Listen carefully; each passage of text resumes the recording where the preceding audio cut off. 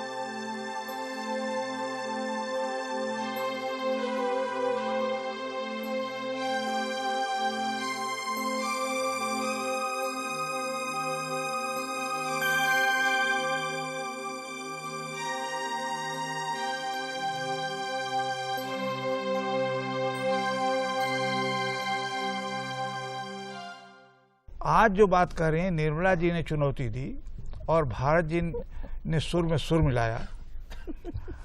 उन्होंने कहा कि तब तक मैं नई कहानी वाली चीज़ पूरी कर चुका था।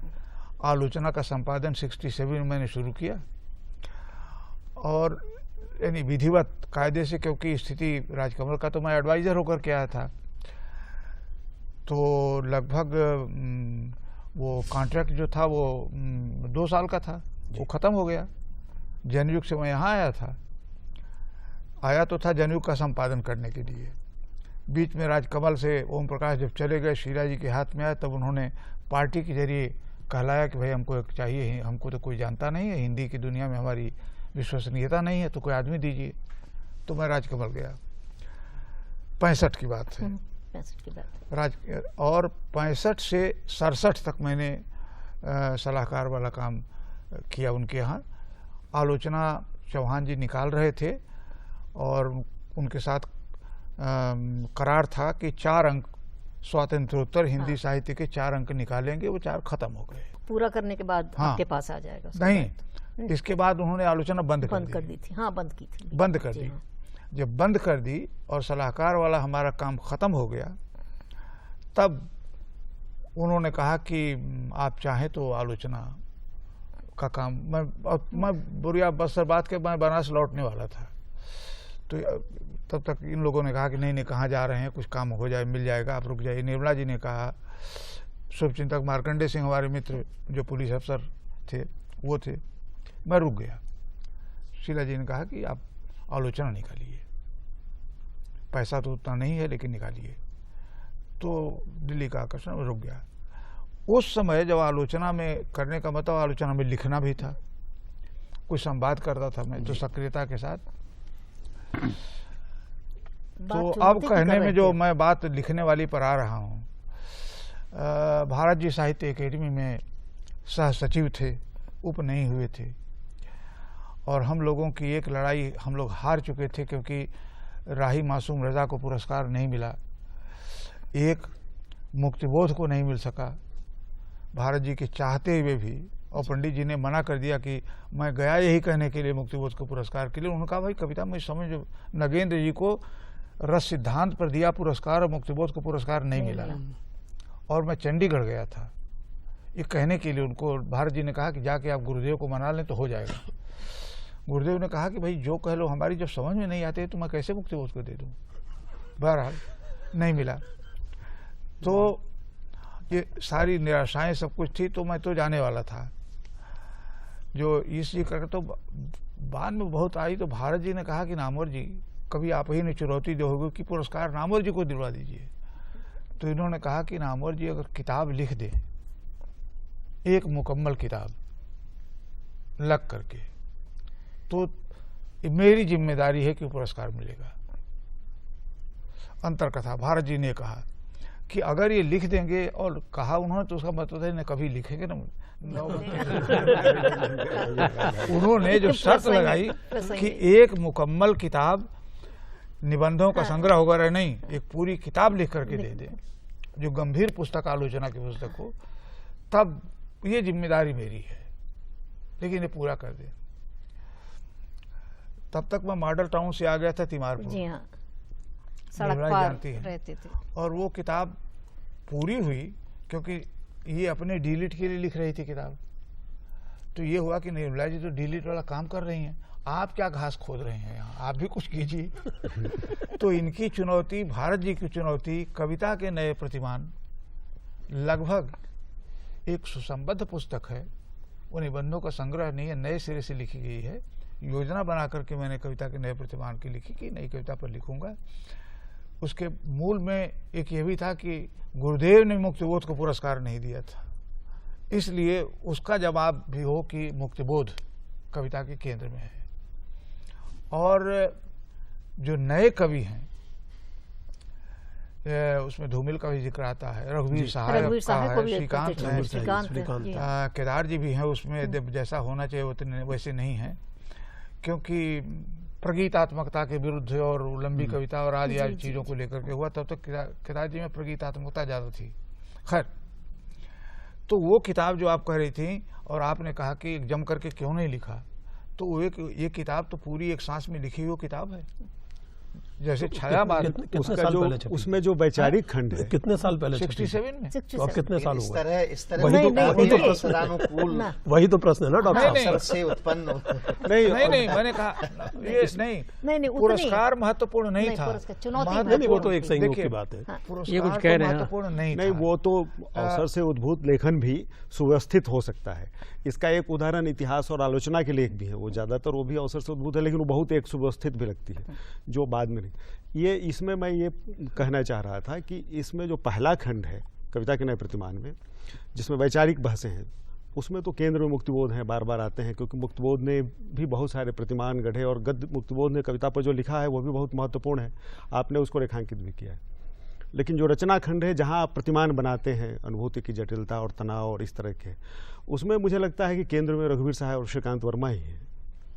क्योंकि वो इसलिए भी लगा कि उसमें 18 कवियों के उद्धरण है, केदार जी के मुश्किल से 2 या 3 हैं, और मुक्तिबोध के 6 उद्धरण है सिर्फ, जबकि रघुवीर सहाय के 15 उद्धरण है उसमें और श्रीकांत वर्मा के 12 है। मतलब कुल कोटेशन ही को हम जो शाही भी होंगे शायद। हाँ, शाही भी है, सब 2-3 है, कम है। शाही बहस में है, शाही के उद्धरण भी 4 या 5 है, मुक्तिबोध 6 है, नागार्जुन भी 3 या 4 बार उद्धृत हुए हैं। मतलब उद्धरणों का ही सिर्फ मैं अभी गिनती कर रहा हूँ। सबसे ज़्यादा उसमें 15 उद्धरण रघुवीर सहाय के और 12 उद्धरण श्रीकांत वर्मा के। नहीं देखिए, तो उस पुस्तक उससे के तो हमें बाद यही लगता है। मेरा ख्याल ये एक सब बात इन्होंने कहें तो मैं निवेदन कर जी। वो पुस्तक एक तरह की पोलेमिक्स है, और पोलेमिक्स का कारण यह है कि निर्मला जी से बेहतर कौन जानता होगा,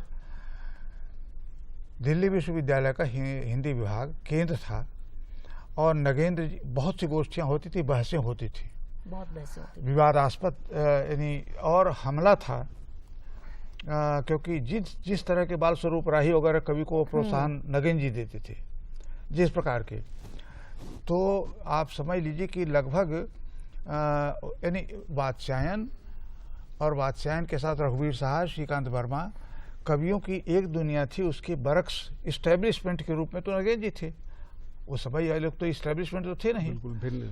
एक और दूसरा मोर्चा था इलाहाबाद का, परिमल लगभग अस्ताचल सूर्य था, क्योंकि भारती की जाने के बाद उतना सक्रिय नहीं रह गया था। विजय देवनारायण शाही ने लघु मानव के बहाने हिंदी कविता पर बहस, तो वो प्रकाशित हुआ था नई कविता के रूप में। तो एक और हमारे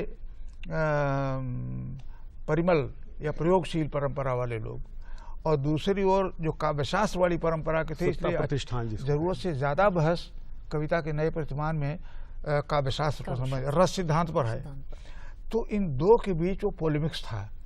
उस पोलेमिक्स में जैसा कि मदन जी अभी कह रहे थे,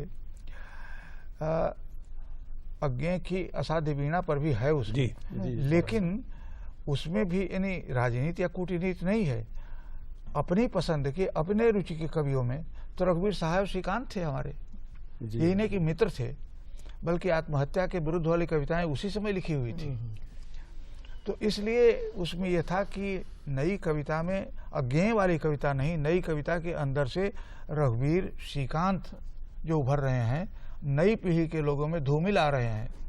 या उसमें उसका है राजकमल चौधरी की भी चर्चा है। वो लंबी कविता का मैंने उसमें पहली बार जिक्र हुआ है, राजकमल चौधरी वाली जो कविता पर। नहीं तो सवाल तो मेरा रसवाद और आधुनिकतावाद दोनों से टकराती है। और पहली बार ऐसा हुआ कि तो समय और इसलिए समाज, वो योजनाबद्ध तरीके से पुस्तक लिखी हुई है, वो पुस्तक फुटकर लेखों का संग्रह डॉक्टर साहब इसमें, लेकिन और समय और समाज से जोड़ के आपने कविता को देखा, ये तो बहुत ही महत्वपूर्ण था, सकारात्मक। डॉक्टर साहब 2 बातें होती हैं इससे निकलती हैं। एक तो ये कि कविता के नए प्रतिमान का प्रकाशन मेरा ख्याल है 67 या 68 में 68 में हुआ है। उसके बाद निर्मला जी का सवाल जस का तस खड़ा हुआ है। उसके बाद कई बरस बाद जाके दूसरी परंपरा की खोज, और उसमें भी ये प्रॉमिस था पाठक को कि ये अंतरिम रिपोर्ट है, और उस फाइनल रिपोर्ट का हम लोग आज तक इंतजार कर रहे हैं, जिसकी अंतरिम रिपोर्ट दूसरी परंपरा की खोज है। तो एक तो वो सवाल जस का तस खड़ा हुआ है कि फोकस्ड व्यवस्थित चिंतन, जिसको आप स्वयं अवसर से उद्भूत चिंतन से अलग करके देखते हैं, एक तो वो। दूसरा एक बात तो इसी से जुड़े हुए मेरे मन में आती है कि कविता के नए प्रतिमान तो काफ़ी पॉलिमिकल है ही, दूसरी परंपरा की खोज भी पॉलिमिकल है, और उसमें तो पॉलिमिक्स प्रगतिशील खेमे के भीतर की पॉलिमिक्स भी है। मुझे बात बहुत रोचक लगती है डॉक्टर साहब मैडम कि संपादक के रूप में ये पॉलिमिकल एक्सक्लूजन जैसा कुछ नहीं करते। आलोचना के संपादक के रूप में ये मुझे बहुत रोचक लगता है कि संपादक के रूप में नामवर जी का एक अलग तरह का व्यक्तित्व आलोचना के इतने वर्षों में रेखांकित हुआ है। तो इन दोनों चीज़ों पर कुछ एक ही बताऊं पहली चीज स्पष्टीकरण तो न रखिए, आलोचना की पूरी फाइल 1967 से ले करके नए को छोड़ दीजिए तो कुल 90 या 91 अंक जी 67 से 91 92 निकले थे, 92 में शायद आखिरी था। 91, हाँ। तो प्रायः हर अंक में मैं लिखता था। कुछ वो चलाया था संवाद, तो संवाद में तो लिखता ही था, चुने हुए विषय थे। कुछ लोगों की जन्मशतियाँ मनाई गई थी, रामचंद्र शुक्ल पर लिखा, मैथिली शरण गुप्त पर 2 लेख मैंने लिखे हैं। तो लेख जो हैं, दूसरा काम ये किया कि विदेशी कवियों पर मैंने बहुत लिखा। पाब्लो नेरुदा पर लिखा, उस बीच में अलग उसकी किताब की भूमिका के रूप में छपा था। लोरका पर मैंने लिखा है, रूसी कविताओं पर भी रूसी कविताओं पर लिखा है, बल्कि एक लेखमाला पब्लिश की है। तो ये ऐसा नहीं था कि मैंने लिखना बंद कर दिया था। उस क्रम में उन्हीं में से कुछ चुनकर के वाद विवाद संवाद में लिख दी है मैंने। उन्हीं में से एक तरह के दिए थे, कुछ चीज को छोड़ दिया है मैंने। उसमें व्यवस्थित ढंग से लिखी हुई किताब सन 82 में छपी है। द्विवेदी जी जब नहीं रहे तो मेरे मन में था कि उन पर मुझे एक लिखना है। उसके कुछ द्विवेदी जी पर मैंने 3 निबंध लिखे थे, पूर्वाग्रह में छपे, जो अशोक जी ने संकलित बाद में किया है। उसको शामिल इसमें नहीं किया मैंने। ये आइडिया मेरे मन में आया कि पूरी बहस उसका मूल सूत्र कविता के नए प्रतिमान में है कि नई कविता के बरक समानांतर एक दूसरी कविता चल रही थी। रघुवीर सहाय नई कविता में नहीं आते, यानी मेरी अपनी जो समझ है। श्रीकांत नहीं आते नई कविता, जो नई कविता अज्ञे ने शुरू की थी, तार सप्तकों वाली कविता जो थी, उस कविता से अलग हट करके कविता की एक परंपरा थी। तो मुझे बार बार लगा कि केवल कविता में ही नहीं है, बल्कि एक समानांतर धारा। और उस समय राजनीति में विकल्प की बात की जा रही थी ना, तो साहित्य में विकल्प या दूसरी धारा जिसको कहें, जिसे मैंने दूसरी परंपरा कहा, इसकी एक आदमी को केंद्र बना करके, वो ध्यान में तो थी दूसरी परंपरा हर क्षेत्र में है, उपन्यासों में भी है, कहानी में है, कविता में है, साहित्य में है, संस्कृति के क्षेत्र में है। तो उस समय मैंने उसका एक रूप पंडित जी के बहाने मैंने व्यवस्थित रूप में लिखी। ये दूसरी परंपरा शब्द आपने स्वयं लिखा है, ये क्या गुरुदेव रविन्द्रनाथ ठाकुर का दिया हुआ था? नहीं। हाँ, ये कहाँ से? ये आमतौर से परंपरा लोग ज्यादा कहते थे, तो मैंने दूसरी अन्य के अर्थ में कहा। ये सेकंड ट्रेडिशन नहीं है, अदर ट्रेडिशन, अदर के अर्थ में। मेरे ख्याल से आप ही का दिया हुआ, मेरा दिया हुआ इस प्रसंग में आप ही का दिया। और एक नई कविता का एक बड़ा क्रिटिक मुक्तिबोध भी कर चुके थे, मुक्तिबोध भी प्रस्तुत कर चुके थे, और तार सप्तक और यहाँ तक तीसरा सप्तक पर भी उनकी इच्छा है। तो क्या आपको मुक्तिबोध के औजारों की ओर आप गए? मतलब ऐसा था मंगलेश जी कि मुक्तिबोध से पत्र व्यवहार तो मेरा जब मैं बनारस में था तभी से था, और उनसे मुलाकात भी हमारी हो चुकी थी मुक्तिबोध से। बनारस में नहीं हुई थी बनारस में। हुई थी। मेरी पहली मुलाकात मुक्तिबोध से 1946 में हुई। प्रेमचंद की जयंती मनाई गई थी, मुक्तिबोध आए थे। यूँ मुझे याद है कि हंस में बहुत ही लड़ाई का ज़माना था, तो बड़े रद्दी कागज़ पर एक हंस छपा है, उसमें बबूल शीर्षक मुक्तिबोध की एक कविता छपी है, उसमें मेरी कविता भी छपी है। तो पहली बार मुक्तिबोध को मैंने प्रेमचंद जयंती में आए हुए थे लंबे, और चूँकि त्रिलोचन जी से सुनता रहता था मुक्तिबोध के बारे में, और ज़्यादातर मुक्तिबोध का बड़ा अवमूल्यन करके त्रिलोचन जी बताया करते थे। कहते थे कि मैं तो हंस का संपादक था, और ये जो थे वो प्रूफ रीडर बाइंडिंग देखते थे मुक्तिबोध के, कहते थे, पता नहीं सच्चाई क्या थी। तो बहुत दिनों बाद आए थे मुक्तिबोध, तो उनसे मुलाकात हुई थी, और ज़्यादा बातचीत हमारी उसमें हो नहीं पाई थी। वो सिलसिला बाद में चला, मुक्तिबोध नहीं चला जब वो नागपुर चले गए थे, और मुक्तिबोध से संबंध जोड़ा हमसे सच पूछी जब पूछ ही रहे हैं तो नरेश मेहता ने। ये नागपुर रेडियो में थे नरेश जी, और नरेश जी नितांत कलावादी आदमी थे। जब पढ़ते थे बनारस में, बहुत लंबे वैसे बाल तो तब भी थे उनके, और थके गगन में उषा गान गाने वाले वैदिक ऋचाएँ गाते थे वो। नागपुर से जब लौटे तो वो आर्मी वाला कोट पहने हुए, सर्दियों के दिन थे, बारिश हो रही थी, गोविंद राज में आए थे ये, और 48-49 की बात होगी। उन्होंने मुक्तिबोध के बारे में बताया कि मुक्तिबोध नागपुर मैंने छोड़ दिया, मुक्तिबोध ने छोड़ दिया, और वो जा रहे हैं कि छत्तीसगढ़ में कहीं नौकरी ढूंढ रहे हैं, एमए की परीक्षा वो देने की तैयारी कर रहे हैं, क्योंकि बिना एमए किए नौकरी नहीं मिलेगी। तो मुक्तिबोध से संबंध नरेश मेहता ने जोड़ा जी मुझे। फिर हमारा उनका पत्र व्यवहार होने लगा, और मुक्तिबोध की से मुलाकात, फिर अच्छी मुलाकात मेरी भोपाल में हुई। प्रश्न तो मेरा नामवर जी वही जसकता से। कौन सा? मैंने कौन सा? नहीं, अभी तो नहीं, आपने तो बाद में आपका पहले पूछा था। मंगलेश जी क्या पूछना चाहते इसलिए मैं भूल गया। नहीं, वो मुक्तिबोध ने नई कविता का जो क्रिटिक जो पेश किया था, इसलिए जो मुक्तिबोध ने जहाँ तक मुझे मालूम है नई कविता का आत्मसंघर्ष, उनके लेखों का संग्रह, ये बाद में छपा है। निबंध छप चुका था पहले। निबंध पहले छप चुका था। निबंध तो पहले निबंध छपा था ये। निबंध सब छपे हुए थे। नहीं, तो नहीं छपे नहीं, सही कह रहे हैं, छपे तो थे। पुस्तक बाद में छपी है, क्योंकि उसकी पहली कॉपी मेरे पास है, और त्रिलोचन जी ने बहैसियत प्रूफ रीडर मुझे भेंट की थी।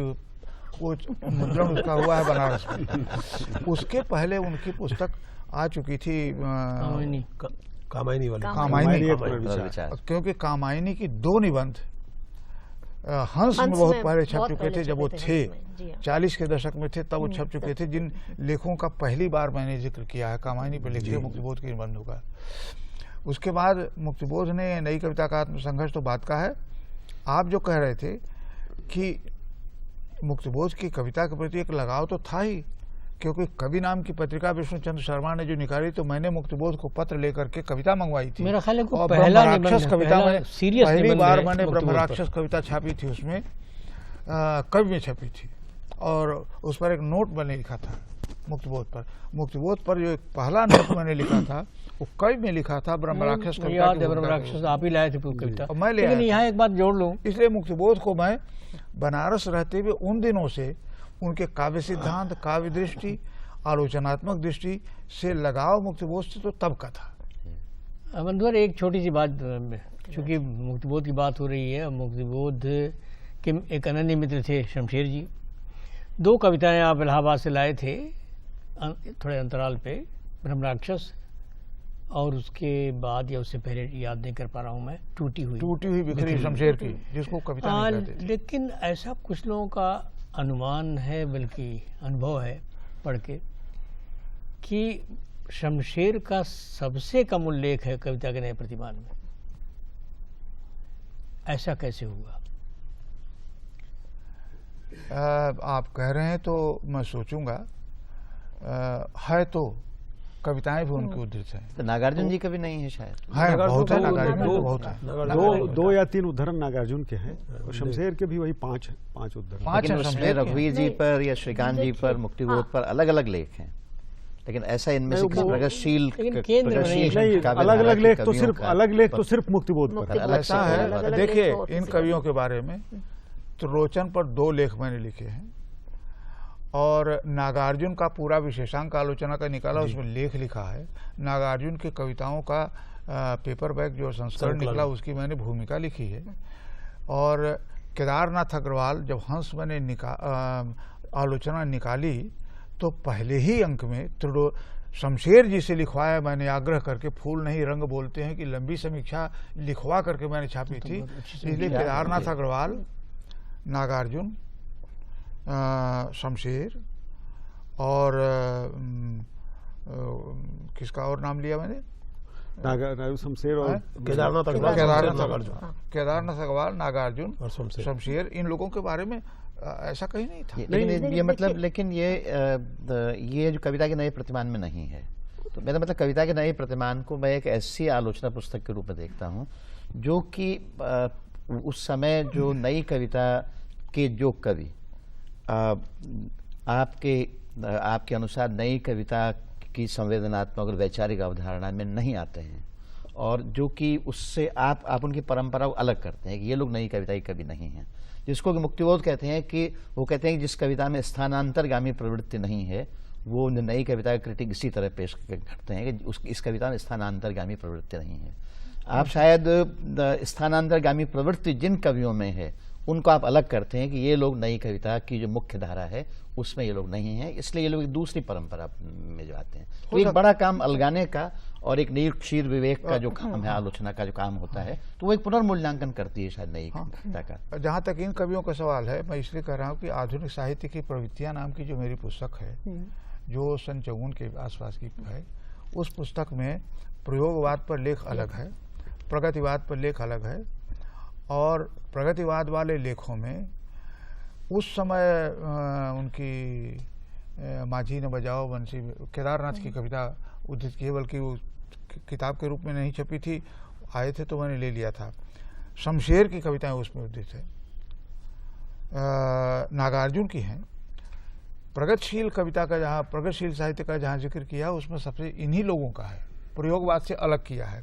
ये समझ थी हमारी कि नई कविता के अंदर भी नई कविता एक नहीं है, उसमें भी अलगाव है, और ये धीरे धीरे स्पष्ट हो गया था जब तीसरा सप्तक निकला है।